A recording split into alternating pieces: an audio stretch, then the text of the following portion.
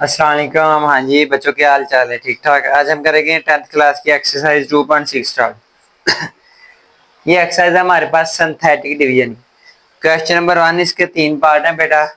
हम रैंडमली कोई से 2 पार्ट, चले फर्स्ट 2 पार्ट ही करते हैं, ठीक है।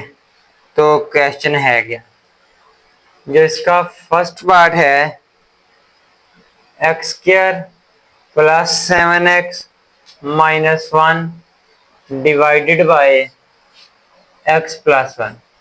बेटा आपने मेथड समझना है, ठीक है। मेथड पूरी एक्सरसाइज के लिए सेम रहेगा, कोई भी डिफरेंस नहीं आएगा, ठीक है। जिसके साथ कोई नंबर ना हो गया होता है 1 होता है, यानी एक्स स्क्वायर के साथ जो नंबर है वो क्या है बेटा जी, 1 है। एक्स स्क्वायर के बाद एक्स आता है, उसके साथ नंबर यानी कोएफिशिएंट +7 है। उसके बाद कांस्टेंट आता है वो -1 है। इनको आपने कुछ इस तरह लिख लेना है, ठीक है। अब जिस पे ये डिवाइड हो रहे हैं, यानी x प्लस 1, उधर से बेटा x की वैल्यू क्या आ रही है जी, -1। जो x की वैल्यू आ रही है वो आपने बाय रखनी, वो आपने बेटा जी क्या रख लेनी है, बाय रख लेनी। ये जो पहला नंबर है ये सेम एज इट इज नीचे उतार लेना है। अब नीचे जो भी नंबर आएगा उसको बाहर वाले के साथ मल्टीप्लाई करना है, इन दोनों को मल्टीप्लाई करके -1, 7 -1 क्या आ जाएगा, 6। इसको फिर बाहर वाले के साथ मल्टीप्लाई करना, आगे लिख देना। तो -6 और -1 क्या आ जाएगा, -7। लास्ट वाले को कर देना बेटा 11। अब इधर से हमने लिखना है रिमाइंडर, जिसे R से रिप्रेजेंट करते हैं, और कोशेंट जैसे Q ऑफ X कहते हैं। लिखने कैसे है जी, लास्ट पे जो भी आपके पास टर्म बच गई वो बेटा रिमाइंडर है। अब कोशेंट कैसे लिखना है, कोशेंट किस तरह लिखना है, पहली टर्म कांस्टेंट, पहली टर्म कांस्टेंट, अगले के साथ x, यानी आ जाएगा 1x प्लस 6।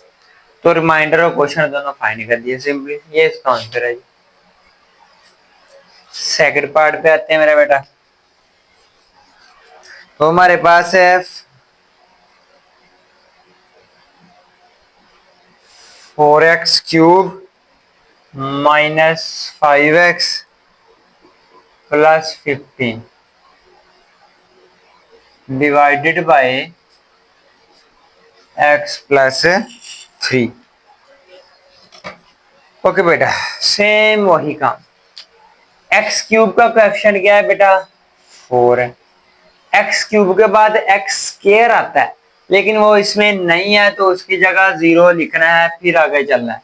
दोबारा बताता हूँ, एक्स क्यूब का कोएफिशिएंट यानी एक्स क्यूब के साथ जो नंबर था वो 4 था, वो लिख लिया। एक्स क्यूब के बाद एक्स की पावर 2 आती है, वो हमारे पास आई है, उसकी जगह 0 लिखना है, फिर आगे चलना। नहीं लिखेंगे क्वेश्चन गलत। एक्स की 3, उसका कोएफिशिएंट 4, फिर एक्स की 2, वो नहीं था, 0 आ गया। एक्स की 2 के बाद आता है अकेला एक्स, वो है, उसका कोएफिशिएंट क्या है बेटा, -5। उसके बाद कांस्टेंट है वो है 15। सेम उसी मेथड से राइट कर लेना है। ये जो फैक्टर है x प्लस 3, इसको 0 के इक्वल रख के इधर से x की वैल्यू निकाल लेनी, वो क्या आती है, -3। ये जो -3 है ये बाहर आ जाएगा, पहला number same as it is नीचे उतार लेना। इसको बाहर वाले के साथ मल्टीप्लाई करना है, 4 3 12 आ जाएगा -12। फिर इसको बाहर वाले के साथ कर लेना जी मल्टीप्लाई, माइनस माइनस प्लस और 12 3 36 बन जाए, ठीक है। जमा का 36 माइनस का 5, तो मेरा बेटा ये क्या आ जाएगा हमारे पास 31। इसको फिर बाहर वाले के साथ मल्टीप्लाई करना, आगे लिख देना है, ठीक है। प्लस माइनस माइनस, ये मेरा बेटा बन जाएगा 93। माइनस का 93 प्लस का 15 आ जाएगा -78। लास्ट वाली टर्म को फिर अलग कर लेना है, इधर से हम रिमाइंडर और क्वोशंट राइट कर लेंगे। रिमाइंडर जिसको आर कहते हैं, और क्वोशंट जिसे क्यू ऑफ एक्स कहते हैं। अब बच्चे क्वेश्चन ये कि इधर एक्स ही क्यू लिखते हैं, क्यों, क्योंकि हमारे पास क्वेश्चन में ही एक्स है। अगर उधर वाई होता तो हम इधर भी वाई लिखते। रिमाइंडर होता लास्ट पे जो बच जाए -78।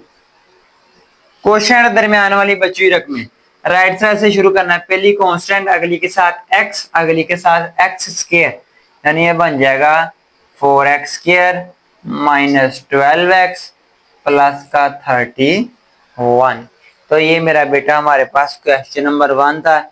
इसके 3 पार्ट हैं, तो तीनों के तीनों अब आपसे इजीली हो जाएंगे। इसका स्क्रीनशॉट ले लें, शाबाश। हाँ जी बच्चे, क्वेश्चन नंबर 2, इसके 3 पार्ट हैं, तीनों सिमिलर हैं। फर्स्ट एंड थर्ड चले कर लेते हैं। Find the value of h। हमने इसमें h की वैल्यू फाइंड करनी है यूजिंग सिंथेटिक डिवीजन। ये जो हमने काम अभी किया ये सारा सिंथेटिक डिवीजन है, ठीक है। सिंथेटिक डिवीजन असल में जो लॉन्ग डिवीजन का शॉर्टकट मेथड, ठीक है बेटा। आते हैं जी क्वेश्चन पे। क्वेश्चन नंबर 3 का first part, 2x cube minus 3h x square plus 9। Okay बेटा, 3 is the zero of polynomial है, वो साथ गिवन है। उसका क्या काम है, कैसे यूज करना है देखते हैं। एक्स क्यूब का कोएफिशिएंट बेटा क्या है, 2 है। एक्स क्यूब के बाद एक्स स्क्वायर आता है, उसका कोएफिशिएंट क्या है, -3h। एक्स स्क्वायर के बाद एक्स आता है, वो हमारे पास नहीं है, 0 आया। फिर लास्ट पे कांस्टेंट आ गया, वो बेटा जी क्या है जी, 9।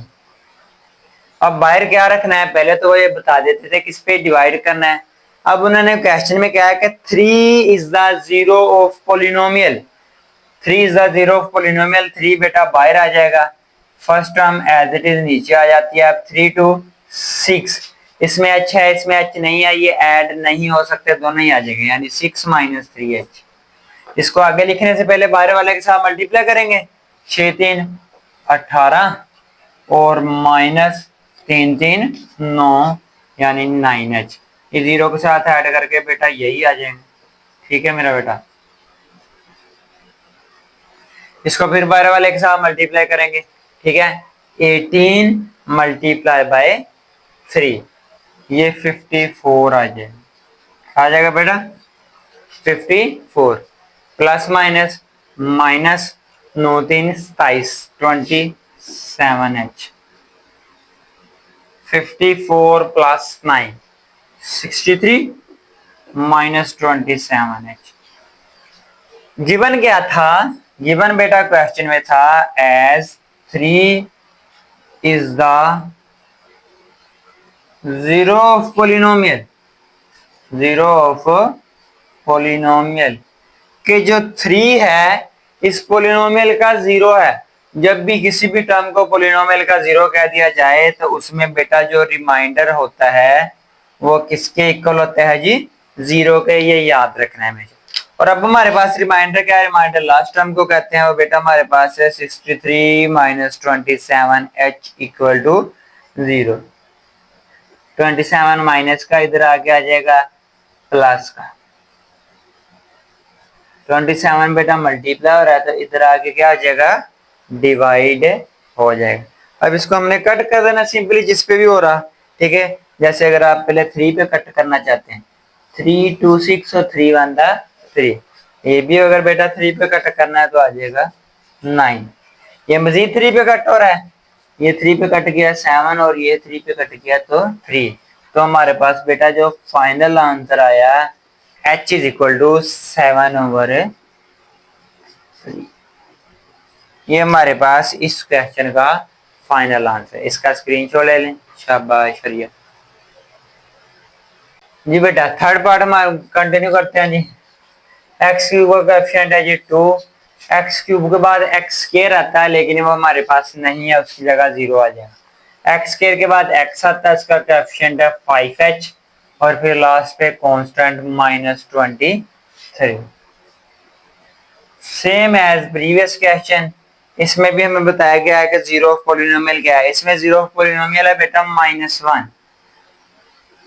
First term as it is नीचे आ जाएगी, इसको बाहर वाले के साथ मल्टीप्लाई करेंगे -2, फिर बाहर वाले के साथ मल्टीप्लाई करेंगे minus minus plus 2 on the 2, ये बन जाएगा 2 + 5h।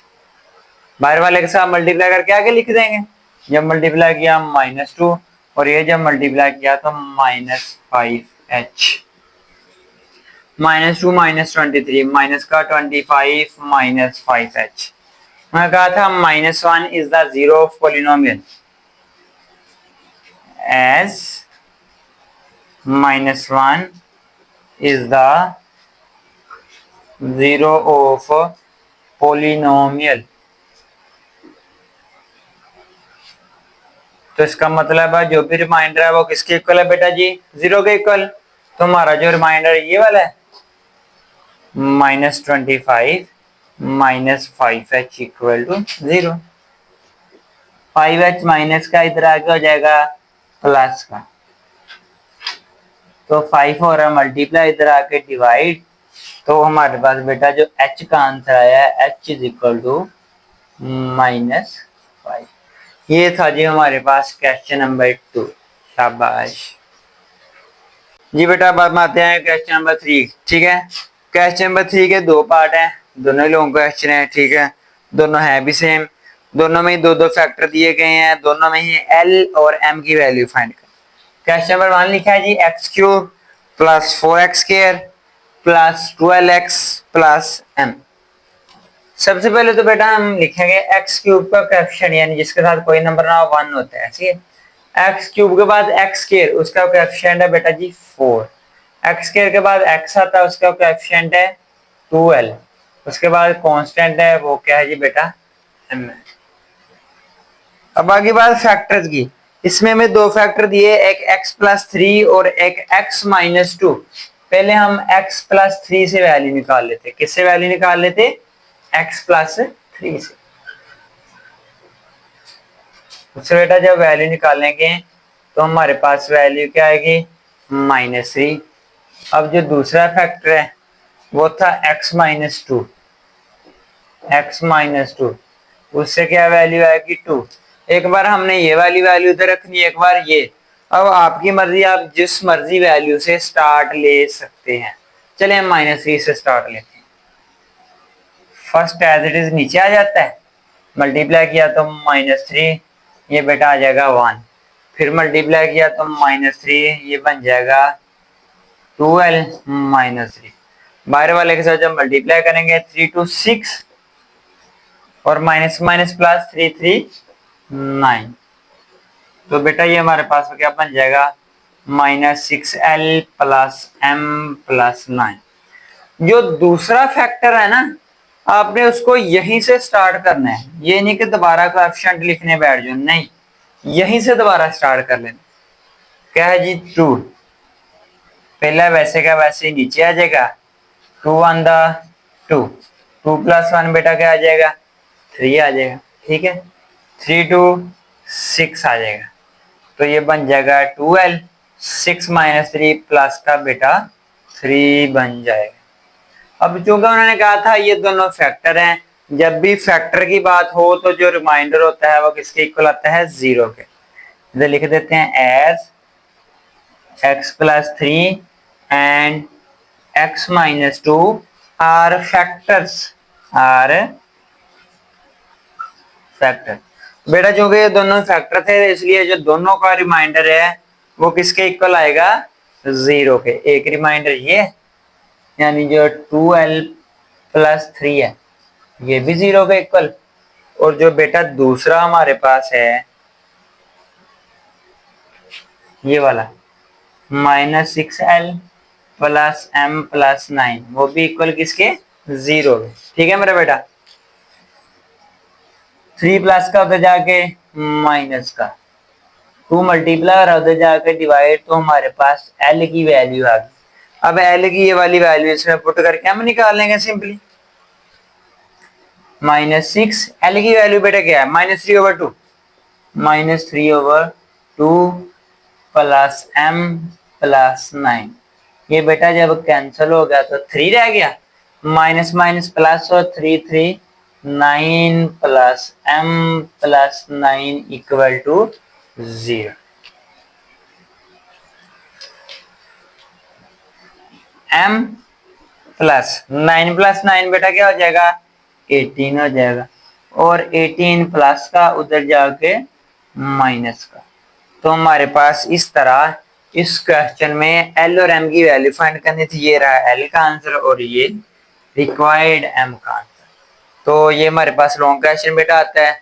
आई होप आपको इसकी क्लियरली समझ आ गई होगी। इसके दो पार्ट हैं, दोनों ही सेम है, कोई भी इश्यू हो तो कमेंट सेक्शन में आप पूछ सकते हैं। ठीक है जी, तो इंशाल्लाह हम बाकी जो 2 क्वेश्चन है वो नेक्स्ट लेक्चर में कवर करेंगे। तब तक के लिए अल्लाह हाफिज।